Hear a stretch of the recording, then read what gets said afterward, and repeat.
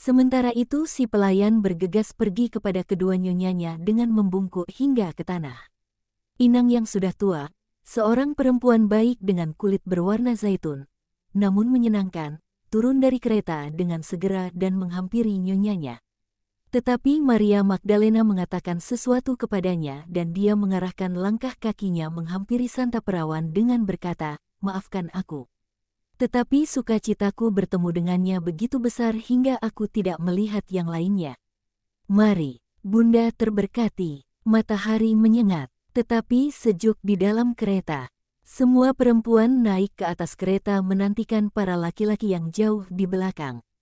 Dan sementara mereka menunggu, Sintike, yang mengenakan gaun yang dikenakan Magdalena kemarin, mencium kaki kedua nyonyanya, sebab dia bersikeras menyebut mereka demikian, meski mereka sudah mengatakan padanya bahwa dia bukanlah budak ataupun pelayan mereka, melainkan tamu mereka dalam nama Yesus. Juga perawan Maria memperlihatkan bungkusan kecil berharga berisi material ungu dan menanyakan bagaimana benang-benang yang sangat pendek itu dapat dipintal sebab tidak dapat dibasahi ataupun ditekuk. Bukan begitu caranya, Dona. Bahan itu harus dilebur menjadi bubuk dan dipergunakan seperti bahan celup lainnya. Itu adalah pijar kerang, bukan rambut. Lihat betapa rapuhnya. Sekarang sesudah kering, dilebur menjadi bubuk halus, diayak, untuk menghilangkan semua bagian-bagian panjangnya, yang akan mencemari benang atau kain. Adalah lebih baik mencelup benangnya dalam gulungan-gulungan. Apabila engkau yakin bahwa semuanya sudah menjadi bubuk yang halus, larutkan seperti melarutkan bubuk cochineal, atau safron atau bubuk indigo, atau bubuk apapun dari kulit, akar atau buah lainnya dan engkau dapat mempergunakannya. Gunakan bahan celup dengan cuka yang kuat terakhir kali engkau membilasnya.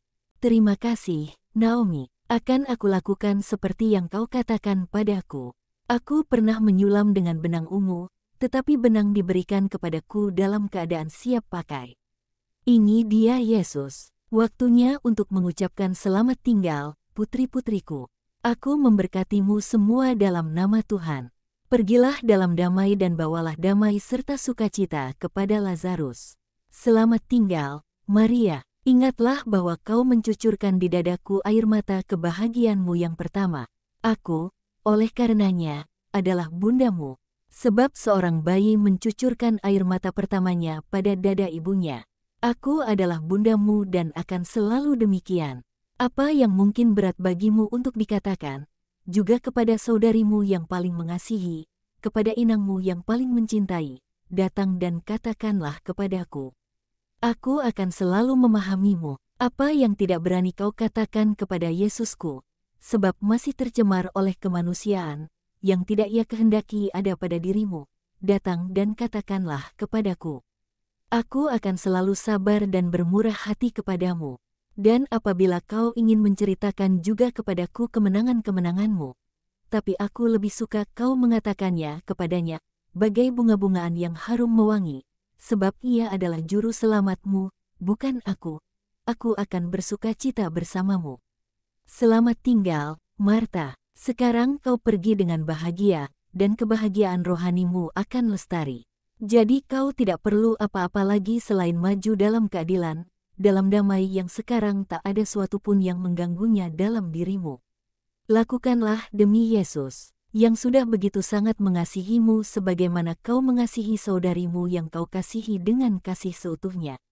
Selamat tinggal, Naomi. Pergilah dengan harta yang telah kau temukan. Sebagaimana kau biasa mengenyangkan laparnya dengan air susumu, kenyangkanlah sekarang dirimu sendiri, dengan perkataan yang dia dan Marta akan sampaikan kepadamu, supaya kau dapat melihat dalam putraku jauh lebih banyak dari sekedar eksorsis yang membebaskan hati dari yang jahat. Selamat tinggal, Sintike, kuntum bunga dari Yunani, kau merasakan dari dirimu sendiri bahwa ada sesuatu yang lebih dari sekedar daging. Mekarlah sekarang dalam Allah dan jadilah yang pertama dari bunga-bunga Yunani yang baru dalam Kristus. Aku sangat bahagia meninggalkanmu dalam keadaan bersatu demikian. Aku memberkatimu dengan kasihku. Suara langkah-langkah kaki sekarang sudah dekat. Mereka mengangkat gorden tebal dan melihat Yesus yang ada beberapa kaki jauhnya dari kereta. Mereka semua turun di bawah terik matahari, yang menyorotkan cahayanya yang bernyala-nyala ke jalanan. Maria Magdalena berlutut di depan kaki Yesus dengan berkata, "Aku berterima kasih kepadamu untuk segalanya. Dan aku juga sangat berterima kasih kepadamu telah membuatku melakukan ziarah ini. Engkau hanya memiliki kebijaksanaan. Aku sekarang menanggalkan sisa-sisa dari Maria yang lama. Berkatilah aku, Tuhanku, guna memperkuatku lebih dan lebih lagi. Ya, aku memberkatimu. Nikmatilah kebersamaan dengan saudaramu dan saudarimu dan bersama mereka bentuklah dirimu lebih dan lebih lagi dalam aku. Selamat tinggal, Maria. Selamat tinggal, Marta. Katakan kepada Lazarus bahwa aku memberkatinya. Aku mempercayakan perempuan ini kepadamu. Aku tidak memberikannya kepadamu. Dia adalah muridku, tapi aku ingin kamu memberinya kesempatan, betapapun kecilnya, untuk memahami doktrinku. Aku akan datang kemudian. Naomi, aku memberkatimu, dan kamu berdua juga." Marta dan Maria melelehkan air mata. Zelot menyalami mereka secara khusus dengan menyerahkan sepucuk surat untuk pelayannya. Mereka yang lainnya juga menyalami mereka bersama-sama. Kereta pun lalu berangkat. Dan sekarang marilah kita pergi dan mencari tempat yang teduh. Kiranya Allah membimbing mereka. Apa kau sangat sedih, Maria, sebab mereka pergi? Ia bertanya kepada Maria Alfeus, yang diam-diam meneteskan air mata. Ya, mereka sangat baik. Kita akan segera bertemu dengan mereka kembali. Dan jumlah mereka akan bertambah banyak. Kau akan punya banyak saudari atau anak-anak perempuan, jika kau lebih suka menyebutnya demikian. Semuanya kasih, entah kasih keibuan atau kasih persaudaraan, kata Yesus menghiburnya. Asal saja itu tidak menimbulkan masalah, gerutu Iskariot. Masalah untuk mengasihi satu sama lain? Bukan. Masalah bersama dengan orang-orang dari ras atau asal yang berbeda. Makutmu Sintike, ya, guru. Bagaimanapun dia milik orang Romawi dan adalah salah mengambilnya. Dia akan marah kepada kita dan kita akan mendatangkan atas diri kita sendiri murka Pontius Pilatus. Pikirmu, apa pedulinya Pontius Pilatus jika salah seorang bawahannya kehilangan budak? Dia akan tahu betapa nilainya seorang budak. Dan jika dia secara umum baik, seperti yang dikatakan orang, setidaknya di rumah, dia akan mengatakan bahwa perempuan itu melakukan hal yang benar dengan melarikan diri.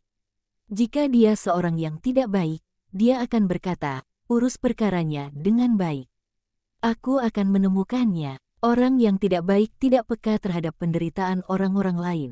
Bagaimanapun, Pontius yang malang, dengan segala macam masalah yang kita timbulkan untuknya, dia sudah punya cukup masalah untuk dikhawatirkan.